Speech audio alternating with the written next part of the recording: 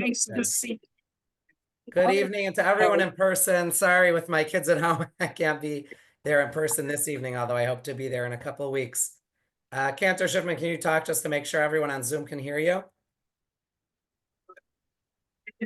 Hi, everyone. Can you hear me? Yes. Yes, now that that's. Oh, Yes. I'm going to be calling a lot on you tonight. Just thought like. All right. Welcome, everyone. It's always a pleasure to have Cantor Shifman with us. For those on Zoom, I know Eric Schechtman is here and is going to share when you get to the handout that you passed out, Eric will share that on the screen as well so that everyone, both on Zoom and in person, can see it on the screen. I know. Do you want that on now, Cantor Shifman? No. I'll let you know when I'm going to talk about it. Otherwise, it's just going to distract them. Okay, Is so okay? Eric Is just that okay, Eric? I'll let you know when. Okay. Thank you, Rabbi Josh. Just tell me, I'm ready. All right. Great, and great to see everyone at 7:30. So we'll turn it over to Cantor Shifman. Always wonderful to have you with us.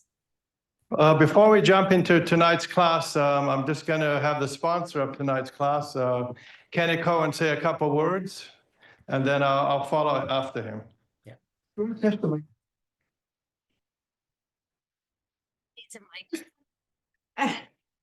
Anyways, so tonight we decided we would dedicate this to my late wife's memory. Her yard site is actually May 1st, it'll be 4 years. And Yael was a teacher, educator, a writer, a lecturer. And just to give you an idea of what she wrote, unfortunately, when she finished her doctorate, a year later, she passed away. Then her doctorate was Religion and Blood Ties. As the path to citizenship are Israel and Germany, an anomaly in the milieu of the secular and multicultural European Union. So obviously, none of us understand the title. I proofread her over 200 pages of her thesis, which helped me learn a lot. And the main thing to me is that I just can't let go of her memory. Every year I try to do something, whether it's sponsoring a lecture or a baking class, which we did last year. We're going to do another one this year. And all these things so that to me, Yael still stays alive. And she had two favorite teachers here at B'nai Yeshurun, Lenny Steiger and Cantor Shifman. She would be tickled pink to know that Cantor Shifman is doing a lecture series in her honor. So Cantor, thank you very much. Thank you, everyone, for attending. It's nice to see familiar faces. It's been a minute since I've seen some of you, so pleasure to see you again. I would like to dedicate the class to Yael Bat Avram Yaakov. It's traditional when you do a piece of learning to ascend somebody's soul, which is going to be one of our upcoming classes, all about the neshama. If anybody knew Yael, and there's lots to say about her in blessed memory, she was just a terrific person, very knowledgeable, very educated, and you always knew where you stood with her.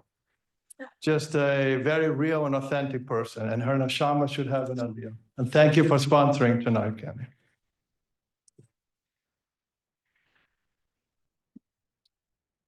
God has blessed us with the five senses, and each one of them serves in a different function and capacity. Ultimately, we are to use each one of them to enhance our lives and channel them into serving God. God wants us to enjoy this world and to enhance this world using them. Tonight, we'll focus on vision, specifically colors and the roles in the Torah, prophets, and the Talmud. We will also discuss mystical concepts as to how the sages view colors and to actually really kind of bring forth a few new ideas in terms of what we see forth in the Torah. Color impacts our society in a tremendous way. There are many examples to cite. the day-to-day of our lives that we probably take for granted, present company included. The flow of traffic is dictated by traffic lights and stop signs. There's a color system in play, when to go, when to stop, when to be cautious when going through traffic.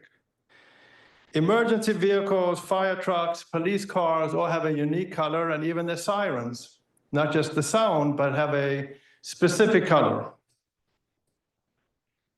As we know, the medical system in Israel, the ambulances are called Magen David Adom, the red, right?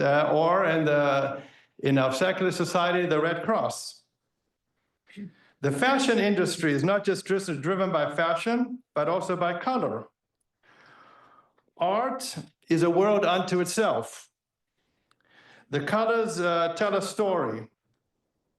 All of our favorite sports teams, whether they are amateur or professional, each one is a different color with a symbol on it. And we wear them very proudly, whether we attend sports events or even when we watch them at home. Many people put them on as a sign of support for the teams. Each state and country has a flag depicting colors and symbols. Recently, my wife, who's on board tonight, Erev Tov, my better half, just got back from Italy. And we were in a restaurant, and they were serving pizza. And they had the traditional pizza, cheese pizza, with the cheese and the marinara sauce, and they added green just to complete the Italian flag. That's how proud people are about their countries. Upon entering in a restaurant, we saw all of these things, and you can see it all over, wherever you go, whatever country you're in, people are very proud, and colors manifest the countries.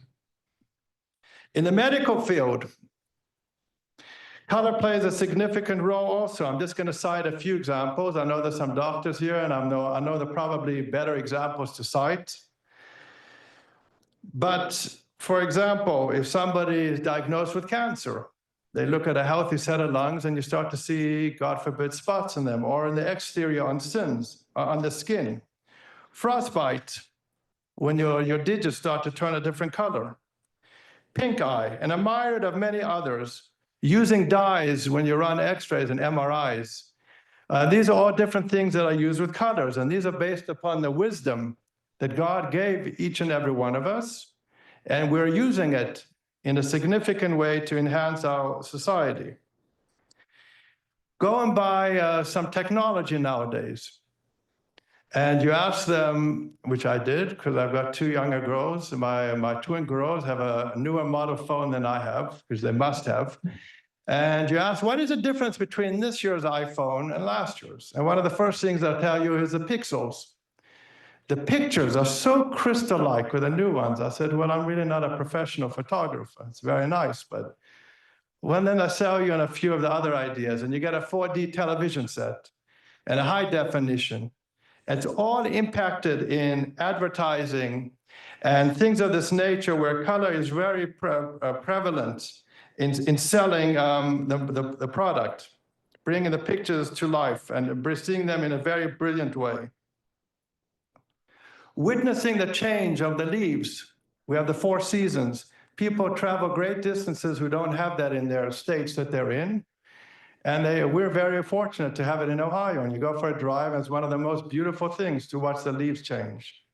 And then you come, and now the season that we're in, which is somewhat of a spring, even though I've been here 26 years in Cleveland, and very rarely have I seen a true spring. It's kind of one bad day, one good day. But that being said, it's a beautiful time of the year to see all the trees and the plants blossoming.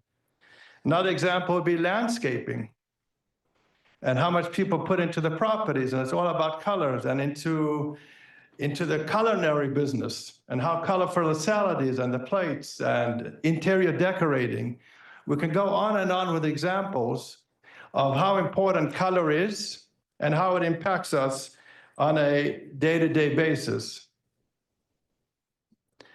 Aside from the visual stimulation that we see from colors, It's also worked its way into our vocabulary, and we use it every day without even really paying attention. For example, when somebody's not telling the truth, they're telling a white lie. Referring to somebody that is not as successful or is a troublemaker as the black sheep of their family. When you have a lot of bureaucracy, we have red tape. Painting the town red. When you have a great opportunity, you have a golden opportunity. Something that's another good opportunity, or when you want to find the upside of something, you always say there's a silver lining. When you want to give somebody the go-ahead, you say you give them the green light. And if something is really not room for discussion, it's either black and white, right? Or when you do have an area where you can show flexibility, you always say, well, what's the gray area? To discuss the profitability of a company. A company is either in the red, which they're not doing very well, or they're in the black. And that's another theme we'll be discussing tonight. In the Torah, you see this duality within colors. That sometimes a color signifies something in the positive, and sometimes it's used to signify something in a negative vein. When something mysterious happens to you, you say it just happened out of the blue. And then you could be feeling blue, right? When you're not feeling, you're feeling a little bit down, and somebody says, why you look so blue? And then we use a term like where I'm tickled pink. To discuss the workforce. Somebody's either in the blue-collar workforce or in the white-collar workforce. When somebody's lacking experience, you call them green, like an unripened fruit or vegetable. I remember when I was at Bnei Yeshua many years, Rabbi Hal can attest, we used to do something at Hanukkah. I don't know if you still do it anymore. It's been a while since I've been here. We used to have the white elephant. When somebody tells an inappropriate joke, you say it's an off-color joke. You want to talk about somebody's personality, you say they are a very colorful person. You hear when you go into the hospital, so when I used to do visitations, there's a code red and there's a code blue.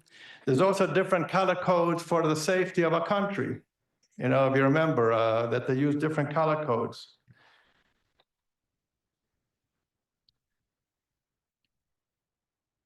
When something was a cover-up or you want to dismiss something, it's a whitewash.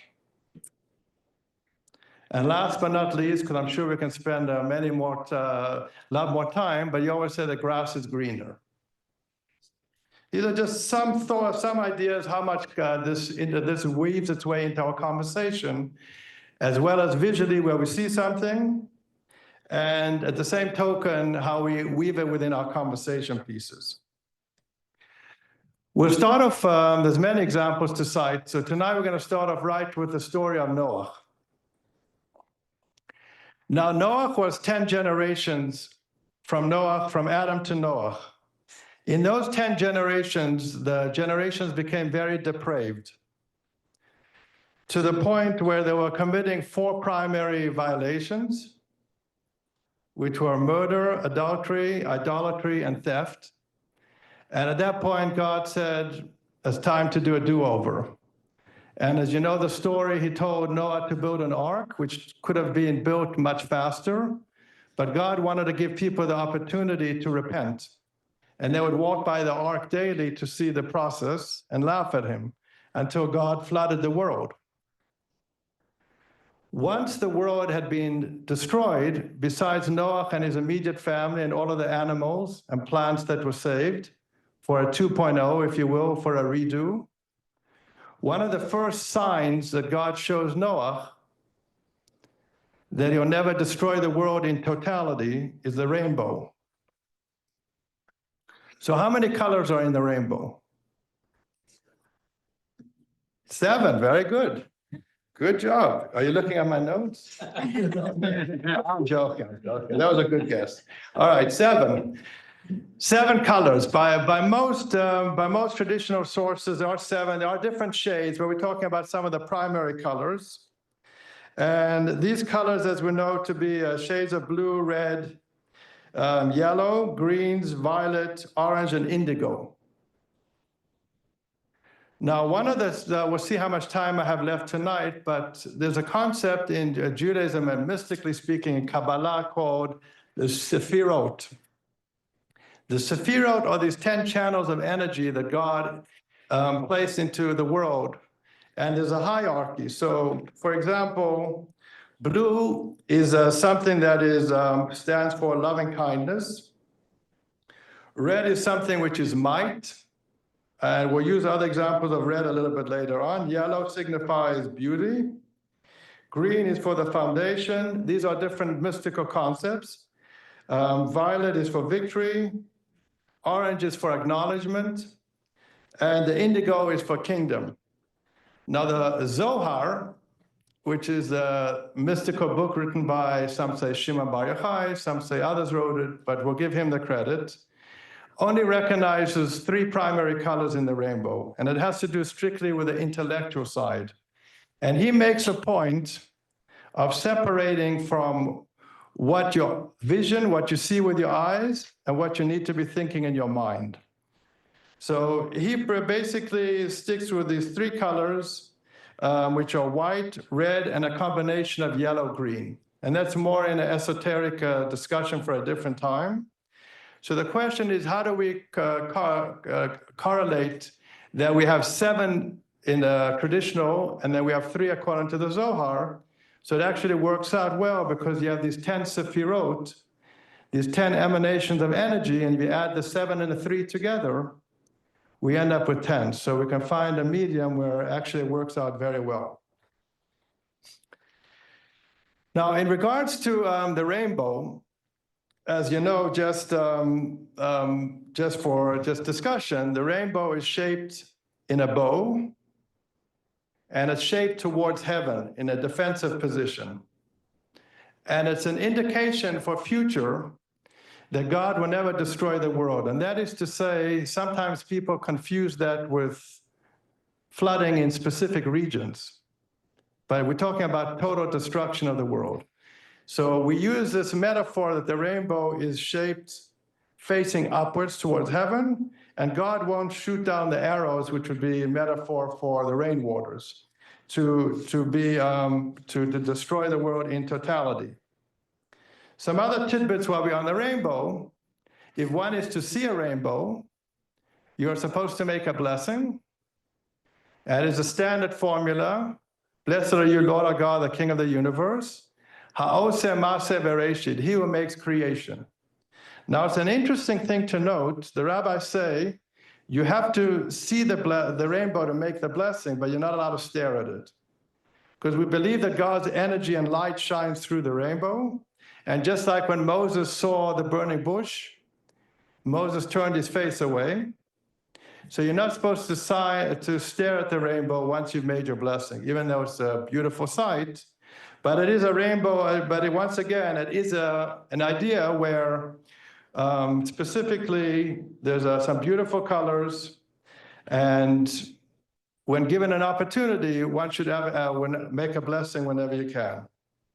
There are several blessings that are made, not too many, upon sight only.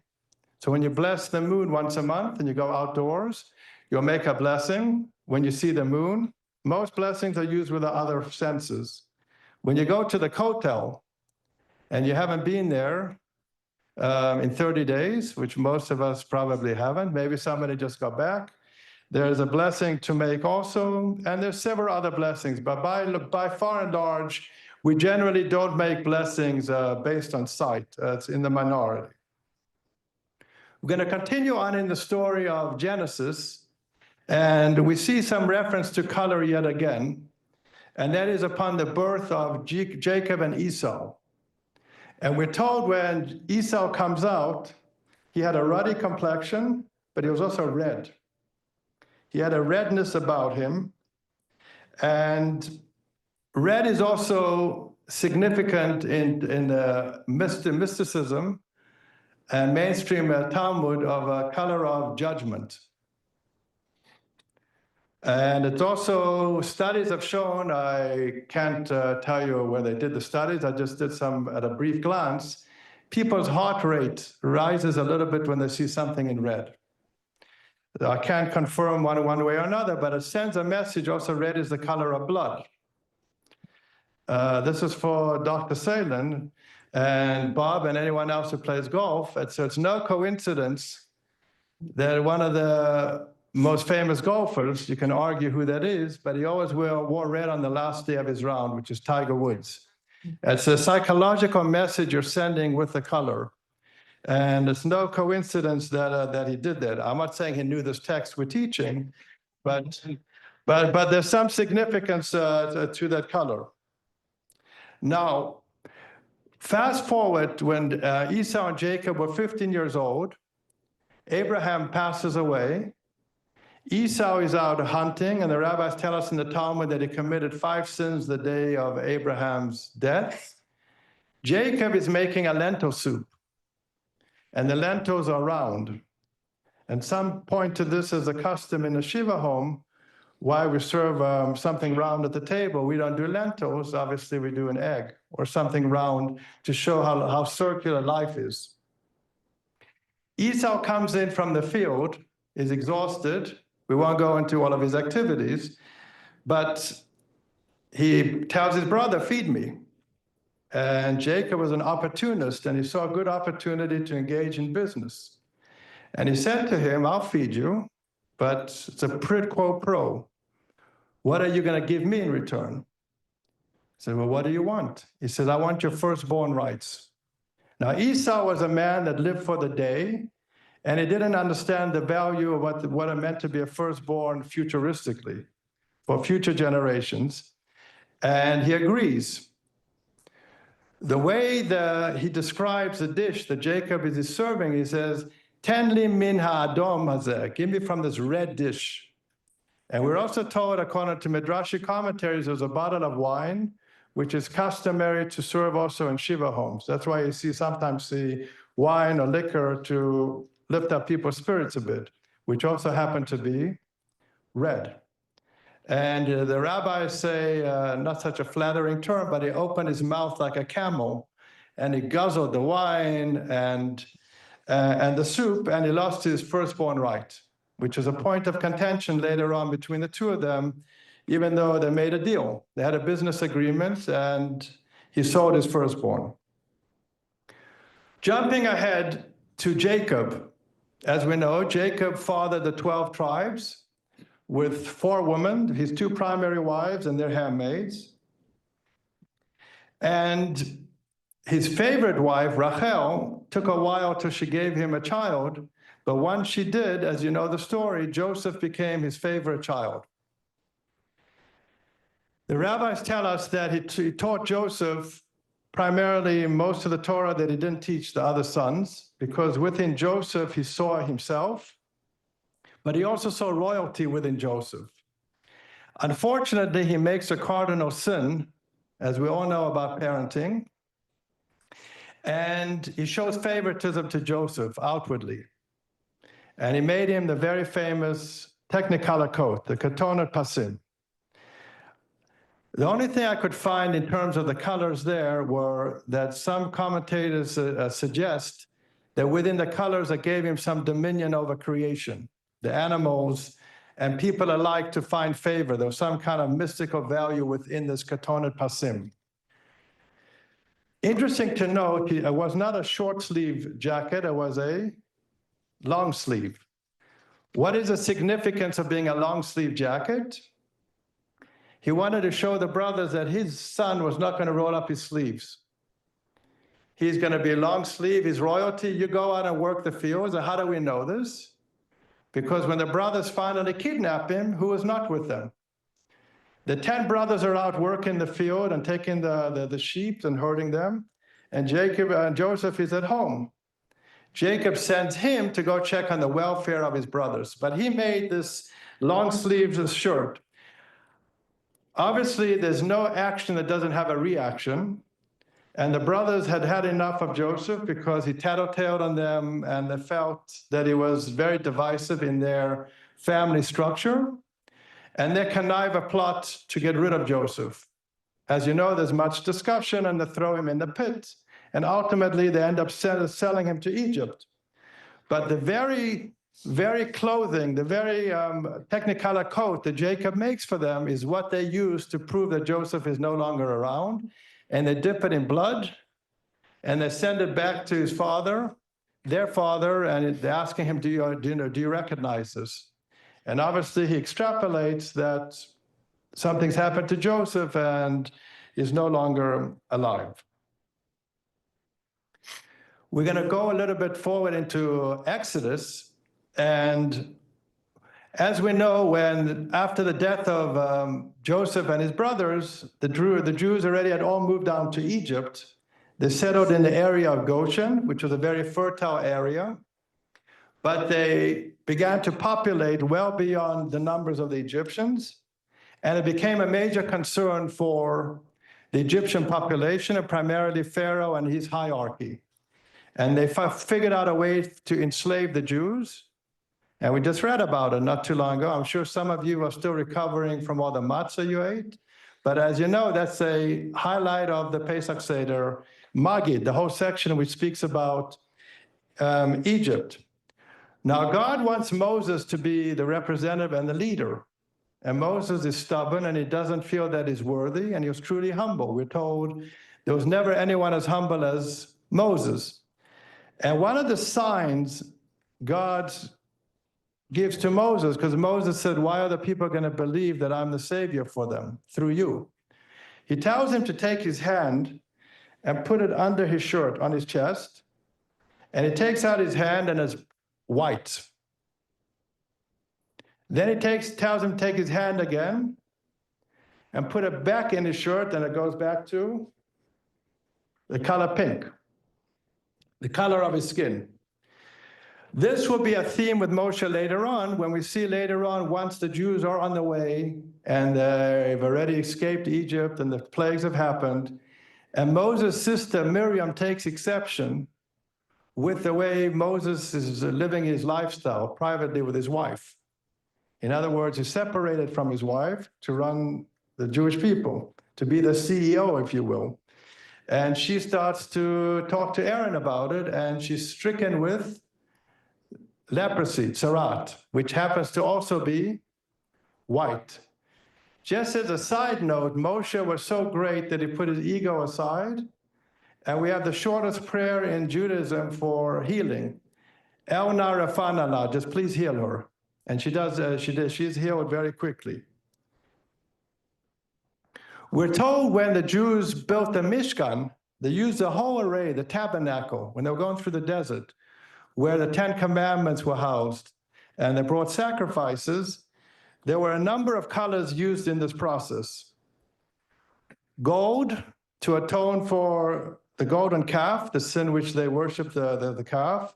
Silver, which Joseph was sold for, then by the monetary amount to the Midianites. Copper, because it cleanses impurities. Techelet, which is this blue color which we have in the tzitzit. We're going to be talking about that a little bit later on.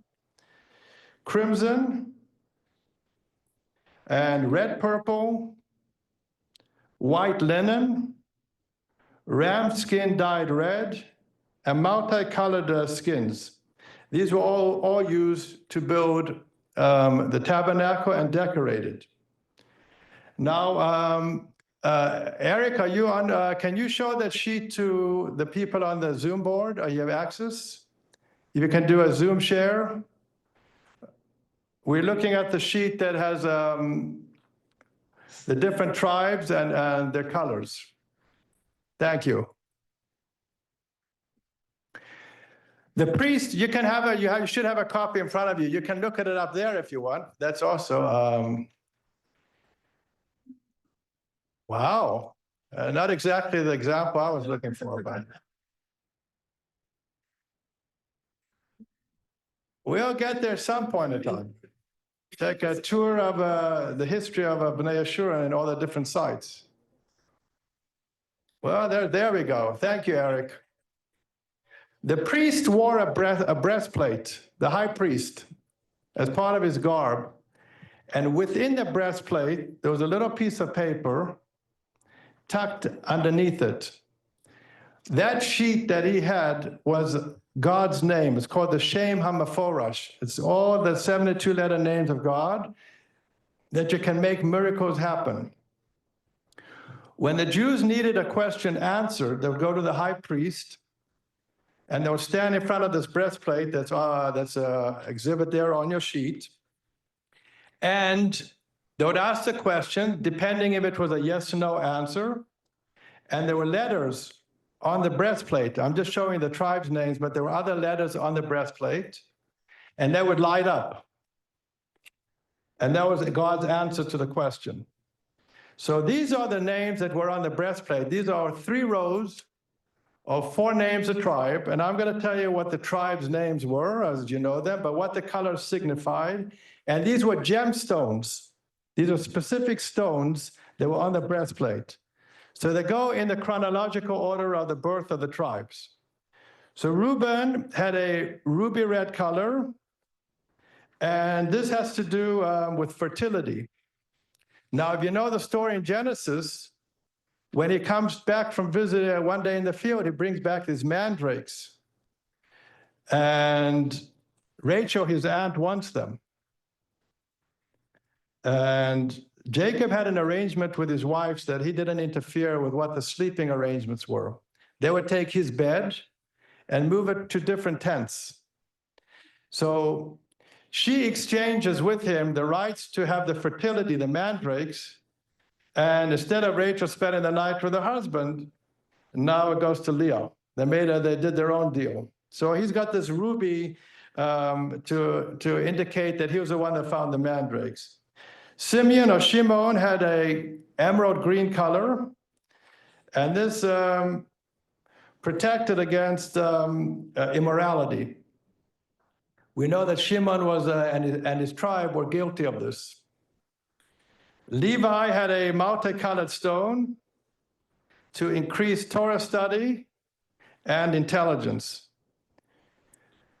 Judah had this sky blue, and they also wore this in battle, but also the blue is also a protectant against evil eye.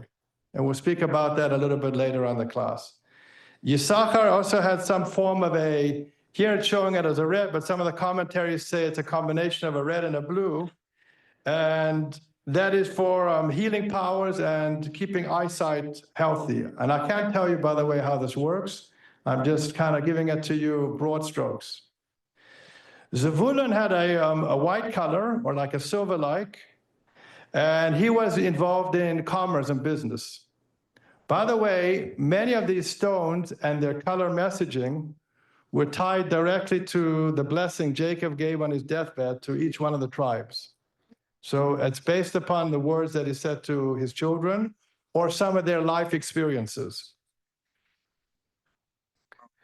Dan had a topaz, and that was against idol worship. And we know that was a big problem for the people of Dan. The tribe of Dan had a big problem with idol worship. Once as you know, the 10 tribes split up. And the 2 tribes that were left together were Judah and Benjamin. And the other 10 had their own king. And idol worship was a big problem in the territory of Dan. Naphtali had a color of turquoise for stability. God had a crystal color and showed color in battle. Asher had like a golden, with hints of green. The color, again, a color of oil, olive oil. Joseph had a color of a diamond, which showed that he found favor, as we know. Diamond is a girl's best friend, right? But you find favor with many people with diamonds. You know, it's something that's a universal language. And then his 2 sons, then Benjamin had a multicolored stone. It was called the Yishpeh. But you can break up the word into 2 parts. It's Yesh-Peh. Now, the rabbis maintain that Benjamin was the one brother that kept a secret from Jacob because he wasn't involved in Joseph's sale. So he had Yesh-Peh, he had a mouth. He could have ratted out his brothers, what they did to Joseph, but he was quiet. And he was quiet all the years and he didn't tell his father what really happened to Joseph. So how did they engrave these letters onto the Choshen? They wouldn't use a chisel, they used a very small creature which was used to build the Beit HaMikdash, and that is known as the shamir. It's a very small, like worm-like creature, but had the ability to cut, because you weren't allowed to use iron when you built the temple. Each one of the Shvatim, each one of the tribes, not only were inscribed on the breastplate, but each one of them had their own flag. According to Midrashic commentary, when God brought the Torah to Mount Sinai, 22,000 angels came down, and there was a flag and banner between each and every one of them. And the Israelites obviously could see what was going on in the heavens, not necessarily God, of course not, but the angels, and they really wanted to have a flag for them. Conversely, kings in later generations converted this idea, and as you know, each kingship, each country has its own unique flag. In a couple of days, next week, we're going to be celebrating one of the most famous songs you hear in Israel for our Zionistic crowd, Kachol velavan, blue and white. Zetzeva sheli, this is my color. And why were these two colors chosen? Blue and white, because white is part of the heavens, and so is blue, according to some commentary. Now, their flags were very similar to what you see on the breastplate. But each one of them, as mentioned before, had their own unique flag. I won't tell you what each one means, but I just said Reuben had red, Shimon had green, Levi had a white, black, and red, a third of each color. Judah had sky blue, Yisachar had blue-black, Zevulun had white, Dan had the sapphire blue, Gad had gray, Naphtali had burgundy, Asher had pearl, the pearl color, and Joseph had a deep black. And then his two sons, Ephraim and Manasseh, had a symbol of an ox. One had an ox, which represented Joshua, and the other one was a wild ox, which represented Gideon, one of the futuristic judges. Now, we're going to just talk about some liturgical items for a moment. I'm sure when you look around on Shabbat morning, we've come a long way. It used to be you wore the little shawls, right? There wasn't much imagination. You remember the shoulder shawls, just a little blue and white, and that's what you have. But now you look around, and you see all different kind of colors on the talitot. So you'll note that Sephardim, for example, the Sephardi Jews choose to wear the talit only we're using white, pure white, the color of purity. Ashkenazic Jews, traditionally, I'm not saying now, I know Rabbi Hau, you can go in his office. He's got one to match every one of his suits at home. So he's got about 5 to 7 different talitot, but they're beautiful. Each one is a beautiful talis. But traditional, they're either blue or white or black or white. But now you have all kind of themes. In regards to the tabernacle, I would be remiss if I didn't mention this, and Rabbi can tell me if I'm saying correctly or not. I remember the color scheme of the sanctuary was based upon some of the colors in the tabernacle.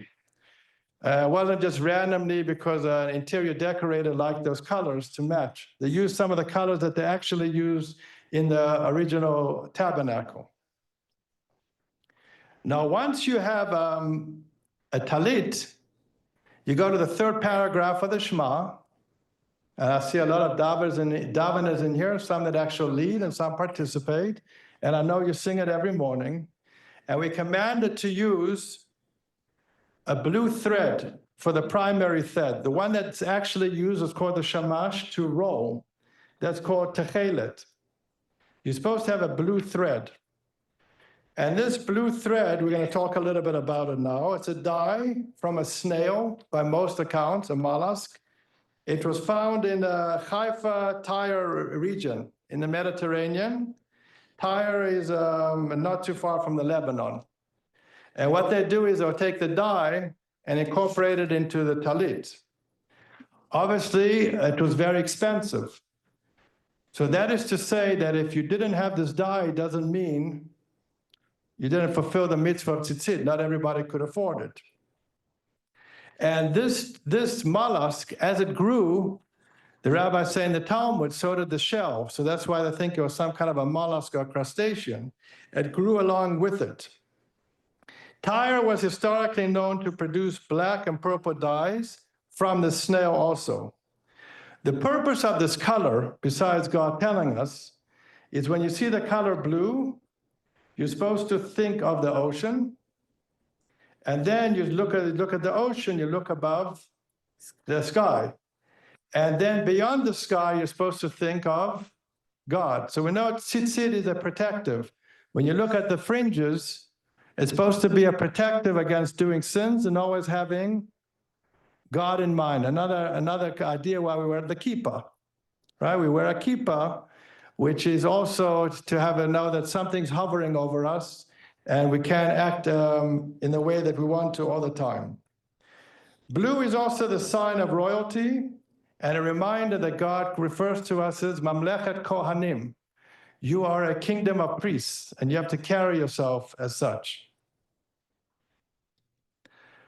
Very fascinating procedure we have on Yom Kippur Day, and that is taking 2 goats. And we take 1 goat, and we bring it as a sacrifice, and the other goat, we push off a cliff. That's what it says in the Torah. I'm not making it up. You push it off a cliff, and the animal dies, and we're told that this animal makes amends for our sins. So it's a very hard concept to understand why the animal should have to die for us, but it's mandated from the Torah. It's called a chok. It's a divine law. For example, many of you in this room and elsewhere could give me many reasons why we keep kosher, but at the end of the day, it's a divine law. Not to mix wood and linen together is a divine law, which is very simply, as parents, when your kids annoy you to a point and they keep on challenging and they say, why, finally you turn around and you say, because I said so. That's what a divine law means. Not because God forbids, annoyed, but in other words, just to tell us that we have to fulfill this. This animal was selected as part of the confessional service. Now, for full disclosure, it's a little bit later on in the day, and you're probably going to miss it as probably somewhere after Yizkor. So I know maybe I'm going to give the benefit of the doubt. I remember we went from about 1,500 people to about 150, 200, and maybe that's high. Maybe that's high now, probably in the single digits. I don't know, I'm joking. But we did the confessional service. And one of the parts of the confessional service was you take this goat and you would push it off a cliff. The Kohen Gadol was not allowed to leave the courtyard. Somebody was selected to go with the animal. Unfortunately, according to the Talmud, the rabbis had the ability to see the future, Ruach HaKodesh, and the person they selected was somebody that was going to pass within the year. But he wasn't pushed off the cliff. That's the good news. He went with the animal to outskirts, like a desert area with a cliff. And they had a system in play. Obviously, you couldn't use any electrical or fires. They would build these ramps, and somebody would sit on the ramp, and you'd wave like a handkerchief. So when they're about to do it, from ramp to ramp, all the way going back to the courtyard in the Holy Temple, they would see it like almost like a wave, if you will, and they know when it was about to happen. Initially, what they did is they took a thread, a red thread, and they tied it to the horns of the animal all the way to the courtyard. And then what was supposed to happen, and I use the key word supposed to, was to show the sign of purity. It goes from red to white. Didn't always happen that way. Eventually, what they did is they just tied it to the horns of the animal that was being pushed off and curtailed the distance. But the idea was it's supposed to be a kapara, an atonement. Another idea of this, I'm sorry, I'm hoping you ate dinner, but I don't mean to offend anyone. Something, if you remember back in the day, caparot, where you take a chicken and you shake it around your head. Now, most people don't have the stomach for that, so you give charity. You can change the language. This is another idea where the animal is an atonement for our sins. That's not to say you don't have to do repentance and teshuvah. You still have to do repentance. You still have to go to anyone that you've offended and ask for forgiveness. That being said, it's not uncommon that the animal works in tandem with us in service of God, which is the idea of korbanot. I know a lot of people are uncomfortable, which is why if you look at some of the prayer books, you'll see in small print and says some congregations say, but it's like smaller, because some people don't like the idea of having animals as part of the service, but it's mandated specifically in the Torah. Once again, how this works, it's mandated from heaven, and that's what God has decreed, and that's what we do. Mystically, we talk about 4 angels, Michael, Raphael, Gabriel, and Uriel. And each one is associated with a color also. Now, that's to be very clear that an angel can look like anything that God wants it to. But Michael was the color white, and Raphael was the color green, Gabriel was red, and the color blue was associated to Uriel. Even the patriarchs, for Kabbalistic reasons, are referred to with a color. Abraham white, Isaac for the judgment was red, and then Jacob for blue, for royalty. Ultimately, his son, Judah, the Mashiach, and also the kingship all come through that vein. We also know that in family purity laws, there are 5 different shades. We won't get too specific, but involved in the menstruation cycle, where a woman would know whether or not to separate for a husband during what we know as the Nida period. Now, something I thought was very interesting I came across, our country was founded by Puritans under the Judeo and Christian background. And therefore, they chose the colors red, white, and blue. And you may say, well, what's the concept involved? So red is for fire, blue is for the water, and white is symbolic of air. Just thought something of interest, that something we all can take away. Now, another esoteric idea we're going to speak about is this idea of the red heifer.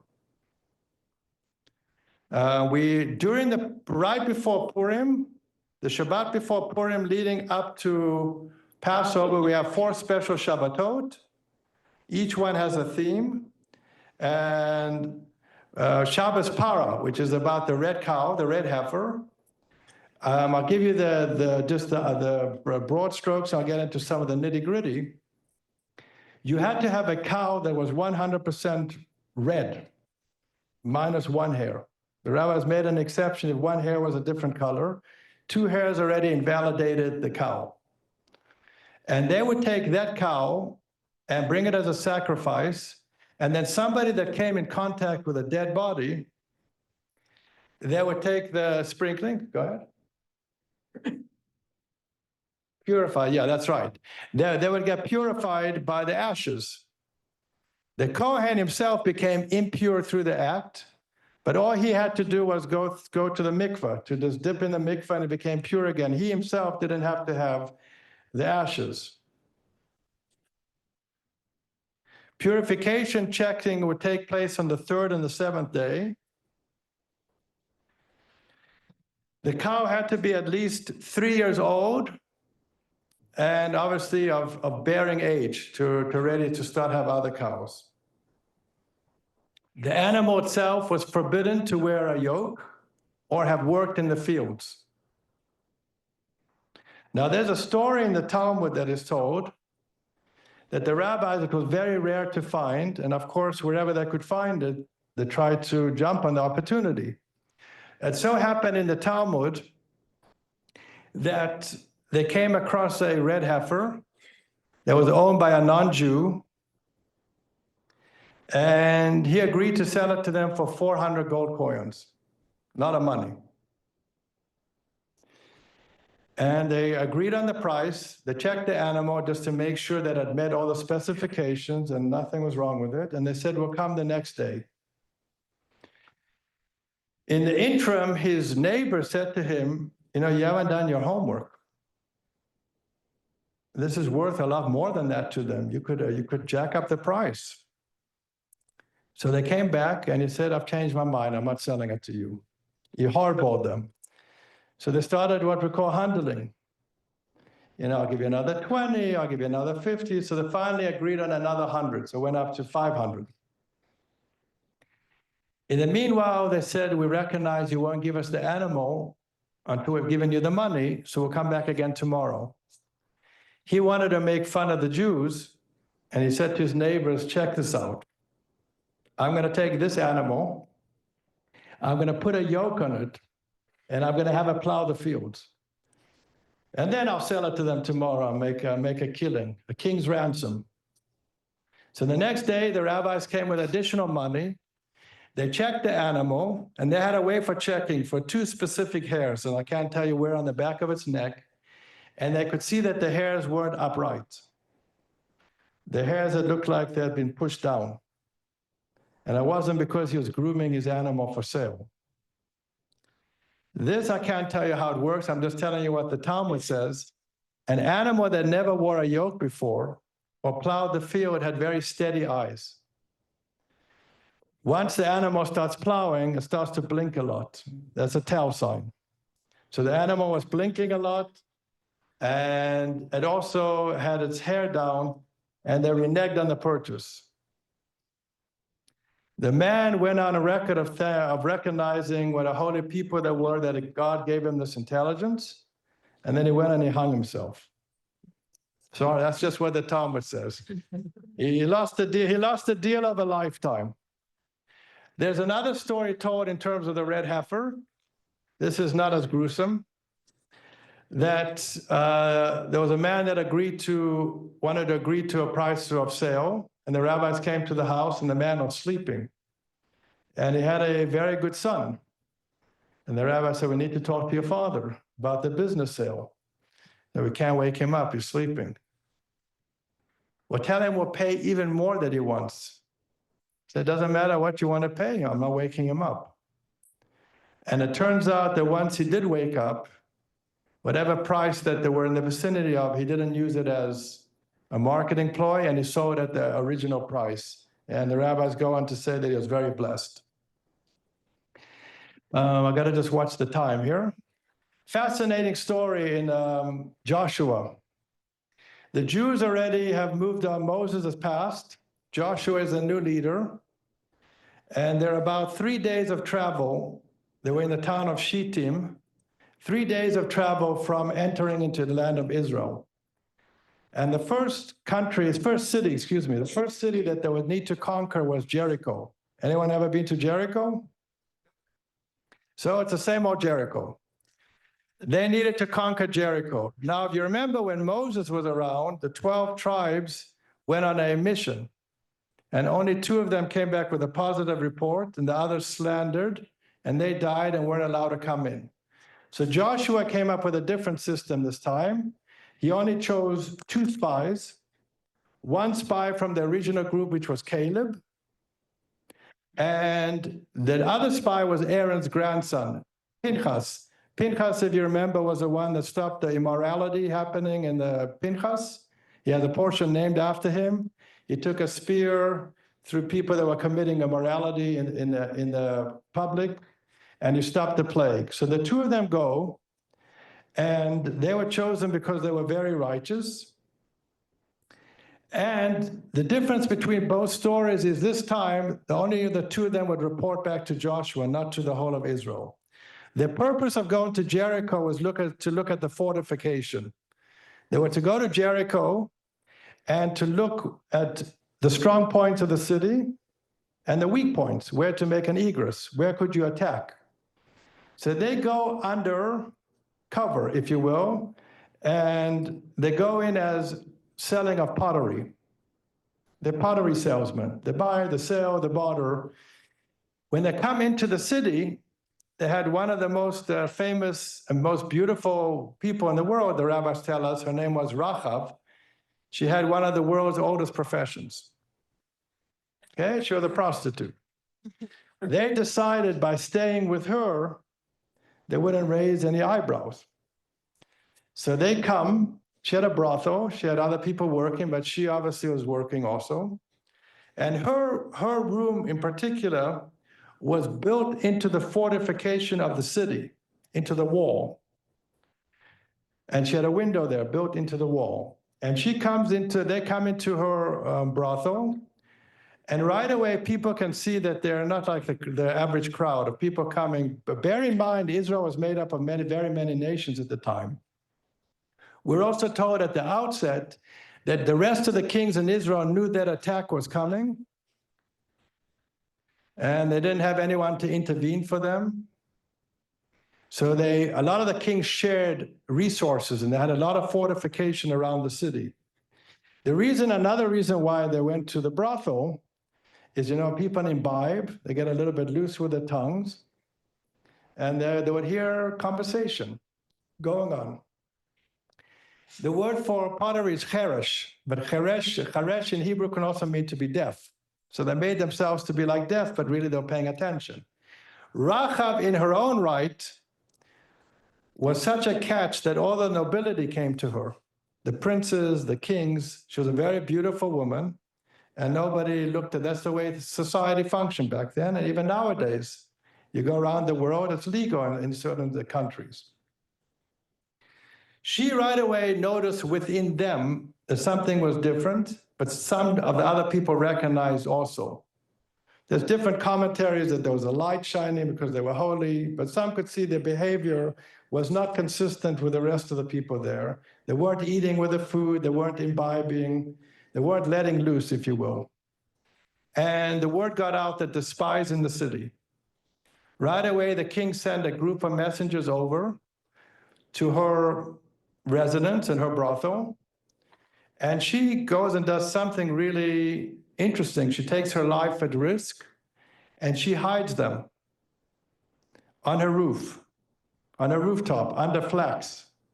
Some say she hid one, Pinchas had different powers, but let's go with that, she hid both of them. And she tells them, yes, there were people here, but they've left already. She gives them misdirection. And if you're lucky and you leave right now, you'll be able to catch these spies. So they send a whole delegation and they run out. Meanwhile, she's bought some time and she goes back to them. And she says, well, I've known about you people for a long time. What happened to you in Egypt, and you already destroyed Og and Bashan, the two giant kings, and Amalek, and you got the 10 Commandments. Clearly, you're going to conquer the land of Israel. I want a guarantee from you that not only will you save me, but you're going to save my family. And the spies obviously weren't in a position to negotiate because she could have given them up and had them killed. So they agreed. And one of the things they agreed was to be a telltale sign. So if you look at the Haftorah on Shlach Lecha, you'll read all about it. We're a little ways off till you get there, but they tied a red string from the windowsill and it hung out. So most people just saw that as a decorative item hanging out of the window, but that was a telltale sign where Rachav was, and when the army would attack, they would leave her alone and rescue her. They are able to evade the army. She gave them also a back channel how to get back to where the Jews were, the Israelites.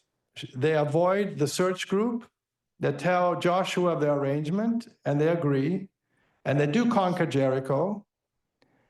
And part of her agreement and her reward was she was saved with her families. The rabbis tell us that she converted. She became one of the most righteous converts ever. And interesting to note, she ends up marrying Joshua. Furthermore, from their union, it's traced that 8 prophets came from them. And it's a beautiful story because it shows No matter how far and how low a person stumbles, you can reach the highest of heights. We see that through Ruth, and we see that through the book of Genesis, where we have the incestuous relationships. That Messiah comes from there, and Ruth comes from there.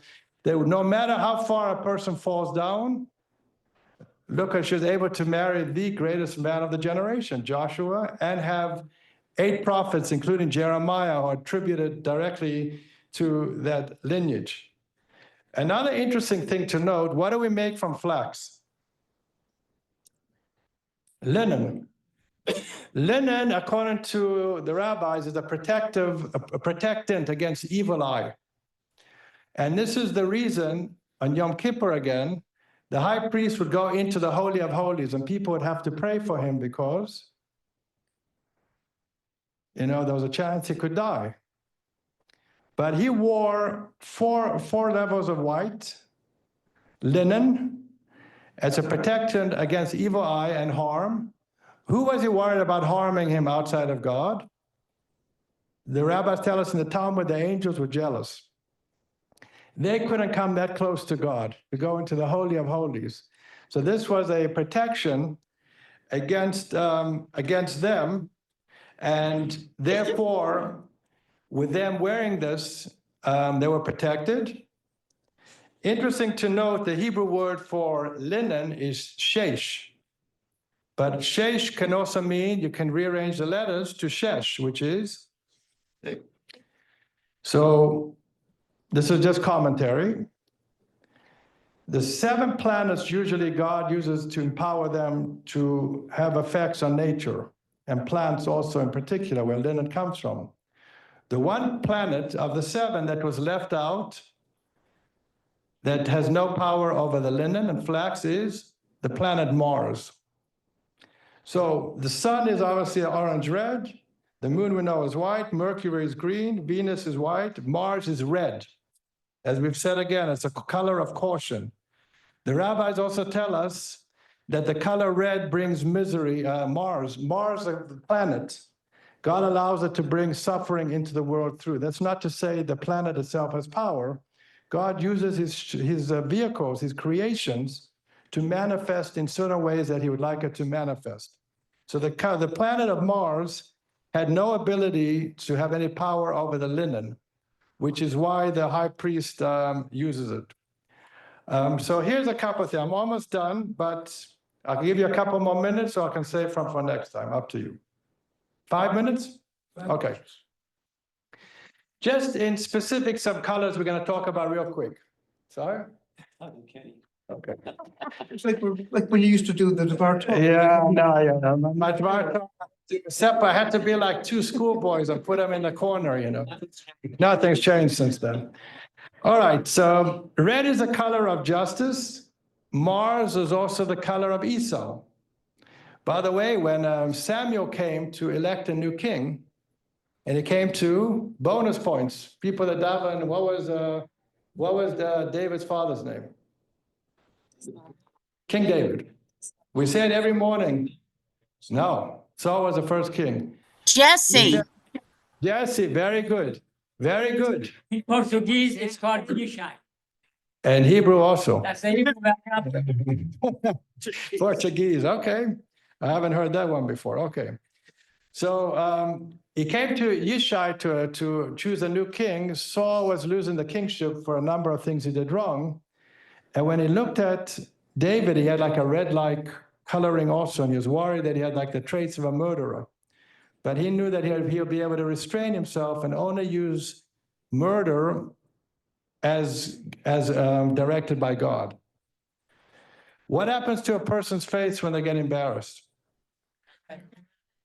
And the rabbi says tantamount to killing someone. Because for that instant, they turn red and white, the blood stops. And that's why when you have to publicly ask for forgiveness when you embarrass someone, that's the color of red. This is an interesting one I came across. So how many of you have been to Israel? How many are going on Rabbi Hal's next trip to Israel? More hands, please. Okay. So when you go to Israel, And marketing in Israel, you'll go to certain areas and they'll have a little booth and they'll ask you to see your wrist and they'll tie a little string around your wrist. Is that a Baba Misa or is that something legitimate? So we're told that it's against evil eye. So there's not all mainstream think of it. Some rabbis feel that it's kishuf, it's based upon superstition. Superstition means just because other people do it. I'm sure you read about athletes all the time. One guy brushes his teeth 8 times before he plays. He only eats certain food on a day. He only wear the same outfit. You only park in the same spot. And if that doesn't happen, he sees it as a bad omen. But in regards to the red string, there is a teaching that it does protect you for good things. And which is why they sell it, because the red. Now, where did we get that source from that? This is my last story. I promise I'll wrap it up. Obviously, I had more to share, but I don't want to keep you too long. When Judah was part of the brothers and he was the elected leader, he was son number 4, even though he wasn't the firstborn. When the whole debacle of Joseph took place, the brothers had a calculus. The calculus was that there's 10 of us, Benjamin is home, so he'll lose one son. He's still got 11 of us. He's got grandchildren. He'll get over it. We're told that Jacob went into a very deep depression. He was never able to get any prophecy from God in that entire time. And the brothers were very angry because the leader went along with the plan and he should have talked them out of it. So it says, Vayered me'achav, he falls away from his brothers. In the meanwhile, he had 2 sons. Each one of the sons, first son number 1 married a beautiful woman. He died. I won't go into the specifics. All I'll say is he didn't want to have children. There's a mitzvah where you marry your son's widow, your brother's widow, if you haven't had children. It's called, right? And son number 2 marries her and he dies. Judah's got one more son and he says, I'm not letting her near this woman. She's what's it called? A black widow. She's killing all of my kids. So he tells her under the premise, he's still young, you wait around, I'll give him to you at some point. It's not clear if he ever planned on doing it. In the meantime, his wife dies, Judah's wife, surrounded by a lot of death. And he was a single man. And he took his sheep on for a mission, and he saw an attractive woman, but she was covered up to the eyes, very modestly. And she pretended to be a prostitute. Sorry, I don't mean to make this a whole theme tonight, a prostitute. Just the way these stories happen to fall out. And he goes to her tent, and he wants to pay her for her services. He says, I'll give you a kid goat if that's what you want, but my flock is a little bit of a ways. He gives her his signet ring and a stick and is intimate with her, unlike what his sons did. And she becomes pregnant. 3 months later, she's showing. That's his daughter-in-law, and she's showing. He has no idea that he's impregnated his daughter-in-law. And the rabbis sit together in a tribunal, and they say, she's a harlot, she has to be put to death. She needs to be burnt. So she was a very righteous woman. She foresaw through prophecy that she needs to have children from Judah or his kids. She recognized him, obviously. He didn't recognize her. So she said, without mentioning his name, the ring is the father, and here's the stick, belongs to the father, and she gives it to him. He knows it's his. And to his credit, he could have said nothing. He said, Tzidka mimeni, she's righteous, more righteous than me. And obviously they didn't stay married, but they had twins. And we're told upon the birth of the first twin, when he puts his hand out, right away a midwife takes a red string and wraps it around his wrist, right out of the womb. The rabbis point to that as a source, some to why we do this nowadays with a red string as a sign of a good omen. Why? Because that was actually the second son, not the first son. He put his hand out and it didn't come out right away, and his twin brother came out. The younger twin was greater than his brother, just like you see with Jacob and Esau. And we attribute to the younger twin where Messiah is going to come. But that, according to some of the rabbis regarding the red, use that as a primary source why red is a good omen, because Messiah comes from there, good things, and it's a good sign. Closing up, I had a little bit more, but I think I've given you enough. So I'd like to say, one of the purposes when Joseph had the coat, his father thought, which backfired, it's a coat of many colors that he's going to unify people. Unfortunately, it backfired. So I would like to say is we see things in a very, very different way where we see things in many colors, but we should all be unified, especially in today's age. And we should have intent, regardless what color a person wears. We should all be together, be'achdu, together as one. In this day and age of high anti-Semitism and a lot of craziness in the world, we need to be unified like the colors in the coat, like Jacob intended. And with that in mind, we'll have a much better world and a better place to live. Have a good evening, everyone. Just one announcement before we wrap up. We had intended to do 4 consecutive Thursdays, but it's a very busy community calendar. So check your schedule. There's going to be some Tuesdays and some Thursdays. Pay attention to your emails and whatever information comes out of the synagogue. Thank you again to Kenny. And Yael Neshama should have an aliyah. And anybody who's interested, we're gonna have a shot with the Cantor.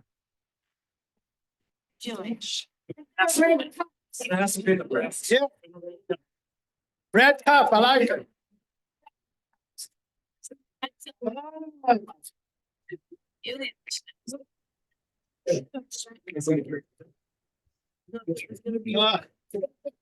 Before we about the casting yes.